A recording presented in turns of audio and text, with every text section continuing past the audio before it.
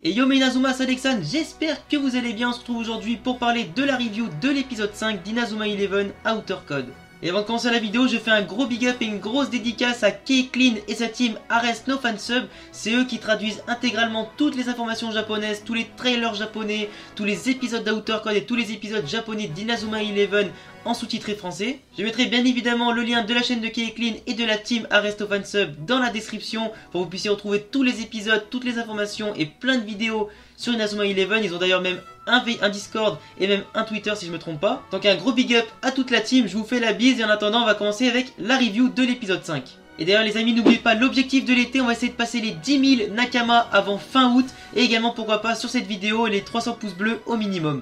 Et ce fameux épisode d'Inazuma 11 Outer Code, donc le 5ème de la série, concernera principalement Jude Sharp qui décide de rentrer chez lui pour parler avec son père et évoquer un petit peu davantage les projets qu'il aura pour l'année en cours et pour le prochain Football Frontier. Je m'étais trompé dans mes prédictions, j'avais parlé d'un épisode soit sur Mark Evans, soit pourquoi pas sur Axel Blaze et son équipe de Kirkwood. Malheureusement, donc c'est pour l'instant un petit épisode assez intéressant entre guillemets mais assez bizarre également, vous allez voir un petit peu la suite. Et Jude décide donc de parler à son père de son projet pour l'année en cours, il décide pourquoi pas de quitter Raymond pour voler de ses propres ailes afin de progresser, développer ses propres techniques et essayer pourquoi pas de nouvelles super tactiques. Malgré la concurrence qui s'annonce au Football Frontier, Jude n'a pas envie de baisser les bras, il souhaite tout de même devenir le meilleur joueur du Japon, progresser tout seul avec ses propres moyens sans compter sur des autres joueurs plus que forts comme par exemple Axel, Mark, Eric ou pourquoi pas Sean Frost. Et c'est vraiment là que ça va être intéressant, c'est que Jude va avoir pourquoi pas sa propre équipe et moi à mon avis je pense qu'il va rejoindre l'équipe du rival d'Asuto, donc celui qui a un petit peu le regard maléfique. Ça pourrait être intéressant quand même de voir un des nouveaux rivaux de la série mélangé avec Jude Sharp. On avait vu des images je crois sur les trailers où on a vu que les deux personnages se connaissaient bien, donc ça pourrait être intéressant de voir leur nouvelle association et l'équipe qu'ils pourraient former. Donc imaginez déjà entre l'équipe d'Axel, de Mark, d'Asuto, de Sean, de Xavier, celle en plus de Jude et des deux nouveaux rivaux. Ça va être vraiment insane. Alors au début le père de Jude est un petit peu réticent à l'idée de voir son fils avoir des rêves un petit peu grands, peut-être qu'il sous-estime un petit peu. Mais après on voit clairement son père encourager son fils et lui dire vraiment suis ta voix parce que je ne tolérerai pas un seul échec de ta part. Et en plus pendant ce temps là on a un épisode qui est quand même assez chelou parce qu'à chaque fois que Jude mange un bout de son assiette on le voit vraiment partir limite dans un autre monde. On se croirait limite dans un autre manga genre à la Toriko ou quoi, où t'as des plats super bons. Et puis un petit peu comme Food Wars je crois, un nouveau manga sur la bouffe.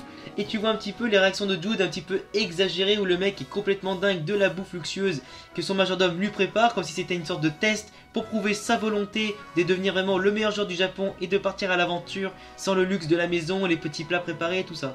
Alors après c'est vrai que c'est un épisode quand même assez particulier, il est assez court, il n'y a pas forcément des choses très intéressantes à dire dans cet épisode. C'est vrai que Jude prend quand même un grand pari et un grand risque en quittant l'équipe de Raymond avec laquelle il avait quand même créé des affinités, un collectif assez impressionnant. Il décide de partir à l'aventure tout seul pour pourquoi pas se prouver à lui-même et prouver au monde entier qu'il n'a besoin de personne pour remporter des titres et devenir le meilleur joueur du Japon. Ça va rajouter une équipe supplémentaire au tableau de chasse et surtout à la concurrence qu'il va y avoir au cours de ce tournoi. En plus de ça, son père le conforte dans ses choix de partir et montrer au monde entier qui il est vraiment. C'est vrai que Jude a une personnalité quand même assez intéressante. Le mec souhaite progresser par ses propres moyens. Il a quand même retenu la leçon de ses erreurs du passé, il ne retournera pas à la Royal Academy. On pourra vraiment voir son développement au fur et à mesure. Mais en tout cas, j'ai vraiment hâte de savoir qu'est-ce qu'il va devenir dans cette série.